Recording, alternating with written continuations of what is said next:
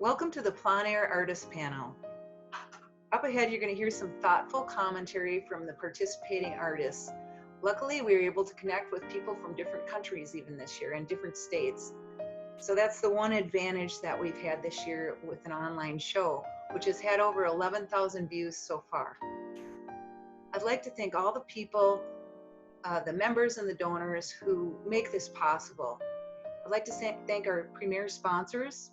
Our platinum sponsors are Real Precision Manufacturing, Emergency Contractor Services Incorporated, New Studio Architecture, Schweeder's Building Supply Construction, and Schweeder's Pottery. Our gold sponsors are Boyum and Berenshire, Mueller Memorial, Steve Goranson Video, and the Pillars of White Bear Lake. This activity is made possible by the voters of Minnesota through a Minnesota State Arts Board operating support grant, thanks to a legislative appropriation from the Arts and Cultural Heritage Fund, also in part by the Manitou Fund. I would like to introduce some of the talented artists that participated in the Plein Air show.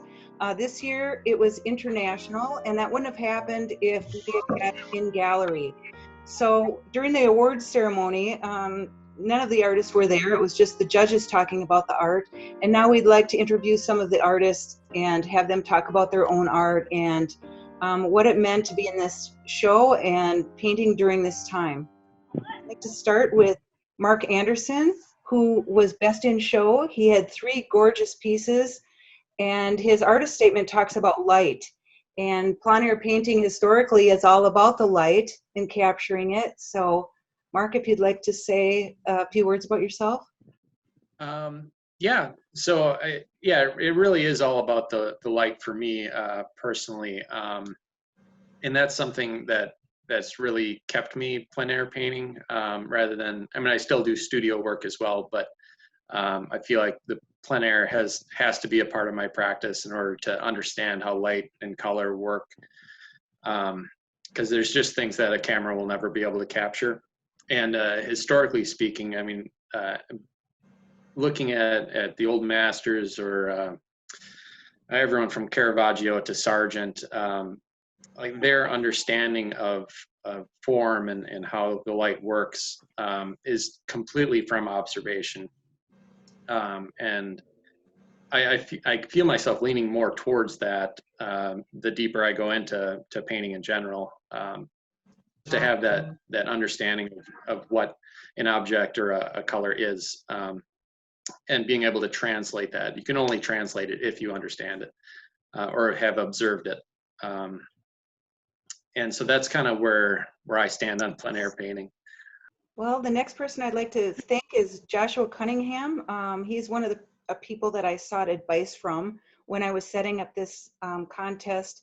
And you are so amazing with your words as well as your paintings, the way that you describe talking about painting. And what's your historical influence? My biggest historical influence is gotta be Andrew Wyeth. I grew up in a farmhouse in rural Minnesota, and my dad had this really big, I have it now, my dad passed away a few years ago, and that was something my mom made sure I got, was this big coffee table Andrew Wyeth book from the late 60s.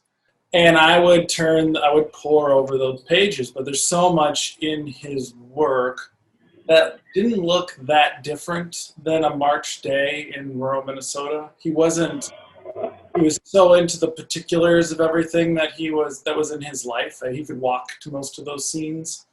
And that sense of intimacy he has with all of his subjects, and that stuff's all an extension of his life. That idea of things in your backyard are sufficient, and it's up to you to find a way to articulate and express that. It kind of goes with, there's a Mother Teresa quote that I think about a lot, which is, you don't need to do great things, you just need to do things with great love. And Andrew Wyeth has a quote that dovetails really nicely in there, which is, I think one's art goes as deep as one's love goes. And this year, more than most, with just our little bit of a slower schedule in the pandemic, I took more sessions on paintings. So like the one So Begins the Green, that was one session and a little bit of cleanup in the studio. But then I had been cruising around that area a lot for that painting, and I was watching the sun play across it throughout the day. And then when I'm finally there, it's been percolating in my mind. Well, another person I'd like to thank is Karen Knudsen.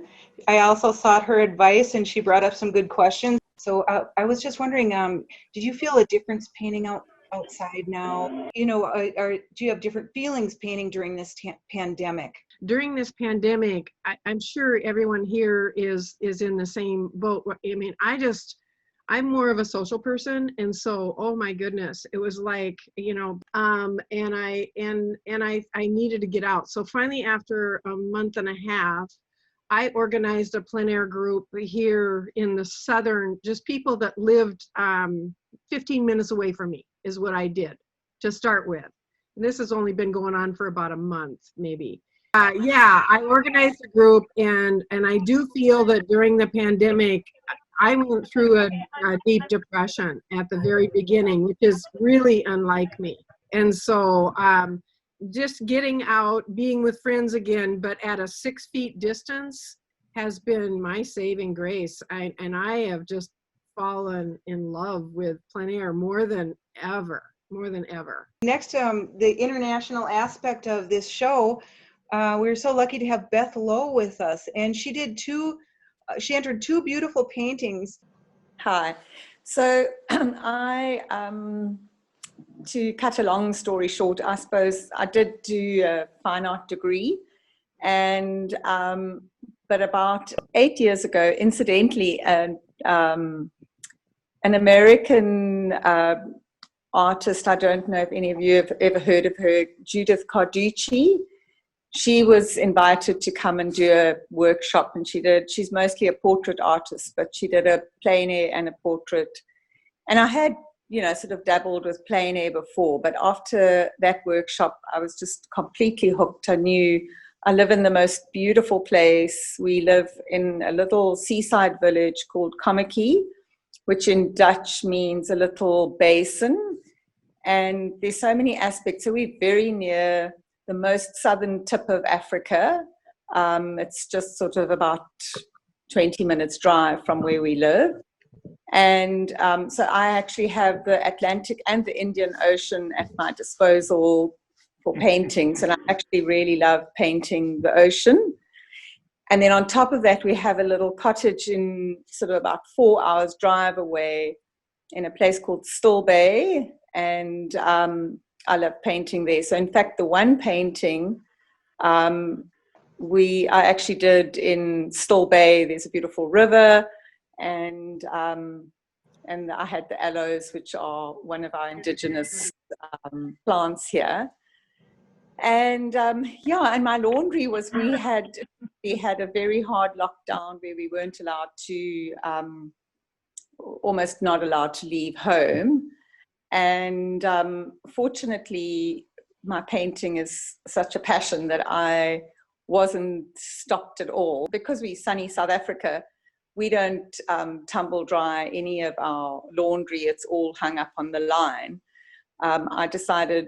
I walked out and I was just like, look at those shadows. I can't resist, and just immediately dashed out to see if I could capture the laundry. In fact, I did a couple of laundry paintings during that time.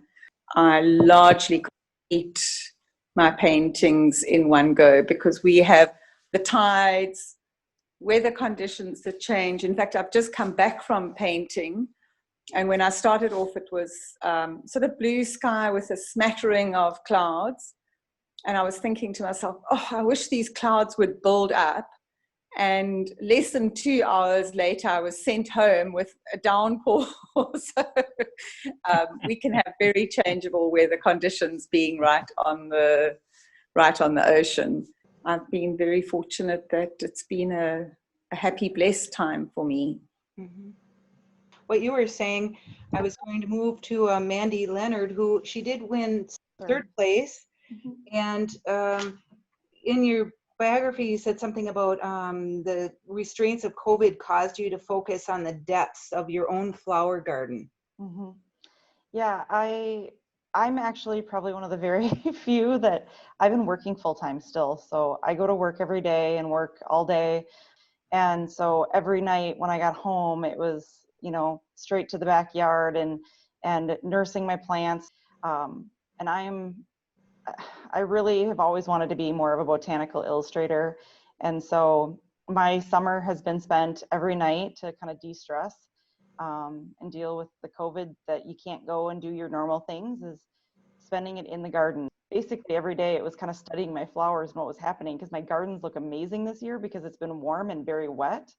But at the same time, we've had a lot of wind, and it's really taken a different toll on the flowers. So it made me look deeper into each one of them. And every day they looked different because the wind would just twist the petals up and kind of move them around. So my painting it's very large because that's typically what I do. And it took me about 6 sessions outside on different days to capture it. But it's really it's a little bit about lines too. I like design, and I think the judges on this did kind of understand me, which is rare. I'm a little bit photorealism, but at the same time, I like a little bit of abstraction to my piece, and to bring up colors that other people just don't notice. And so that's really where I was looking, is trying to go deeper into those shadows, where the light was just peeking through and hitting different petals and leaves. And that's kind of what I've been focusing on all summer. And I've completed quite a few paintings this summer, just focusing on my garden alone and what's in my garden every day. Well, thank you. Well, next we have Sarah Lubinsky. And what's interesting is you're a biologist as well as an artist, and the connection between art and science in your paintings. Yeah, it's really interesting to be here as opposed to being in Minnesota, because when I lived in Southeast Minnesota, I was very intimately involved with the landscape, the plants. I knew every bird call, the birds, and that was part of the joy of being there. But when I moved to Minnesota, or to Arizona, I felt really lost. Even though I've been traveling out here for a long time because I've had family here, I didn't really know. I thought I knew what I was going to paint, but I really didn't once I arrived here. I mean, the mountains are beautiful, the desert's gorgeous, but the light is super intense, and I just didn't know how to settle on anything. So I actually spent I've been here about 1.5 years. I spent the first year just kind of running around learning everything. I hooked up with a bunch of wildflower people and you know, this whole group of botanists and some birders and geologists. And I just spent my time hiking and learning. And it was only through that process of looking at the ecology and looking at the environment that I felt like I could settle into understanding what I wanted to paint. Once I start painting, I forget all about the science. It doesn't matter anymore, but there's a relationship there that interconnects me with the land through science. And so I need that connection to happen. And it's funny because so many days I'll head out and I don't know what to do. You know, sometimes I'm wearing my binoculars around my neck while I'm holding a brush in my hand painting. So, or a plant book at my feet. So I get a little bit scattered at times, and it's only when I really start painting, and I have a special kind of method that I use for getting into that frame of mind, but that's when the painting and the art actually take over. But I like that sense of awareness that I get. I think knowing what you're looking at and knowing what you're hearing helps you become more intimate and understand what you're dealing with in the plein air world. Well, thank you very much. Now, Dan, are you ready to talk? My background is I'm an academic originally. I got an MFA in painting and art history, and I connected with what Joshua said, because when I was a kid, one of my gods was Andrew Wyeth. I thought he was the greatest. I grew up in a part of Iowa where it was heavily in.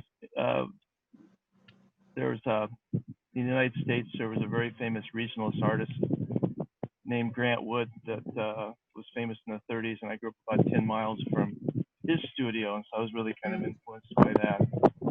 And so I was really deeply connected, thought of an artist as being somebody who's connected to land. I like going into the gallery with you. Dan actually teaches at Whitefair Center for the Arts, and he knows how everybody made brush strokes. It's really interesting to hear him speak. At MIA too, he leads field trips and talks about the art history of the painters. So our next painter is from Oklahoma, Karen St. Clair, and she was recognized for Best Pastel. I just want to say that I feel very honored to have been included in this show. So I've been painting though for, gosh, nearly 50 years. I started when I was a young child, and I've only been plein air painting for the last couple of years, and I really love it. I just, and especially pastel.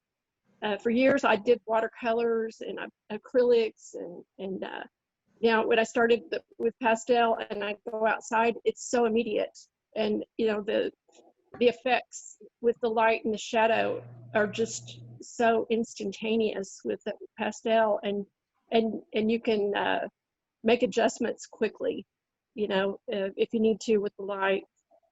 And I really enjoy that, because the light's so fleeting, it just changes so fast. But the places I like painting are right around my home. We go out, riding around or walking, and I always have my camera with me and taking pictures. And my phone is just full of stuff. But I think the best results are when you're outside, you're looking at the actual subject. It's never the same on a photo. I live out in the country, and there's a lot of little country lanes and roads and little farms around me. And some of the best stuff has actually come from the yard or the pastures near me. We have, really beautiful sunsets, and the clouds and stuff are always just amazing out here, beautiful skies. So, there's never a dull moment, I guess. Well, thank you. And then our last artist is Janica, and she is also from South Africa. And what was really intriguing is the geography, where you talked about you grew up with your dad as a zoologist, and then you just go off into the wilderness by yourself and paint. Yeah, I was very fortunate I was born in Caprivi. It's the strip part of Namibia. So I grew up next to the Zambezi River. So I was really always immersed in wilderness areas, beautiful in the southern Africa. And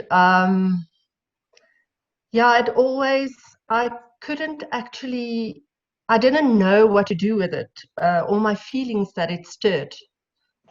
And art is really the place where I can express what I'm feeling.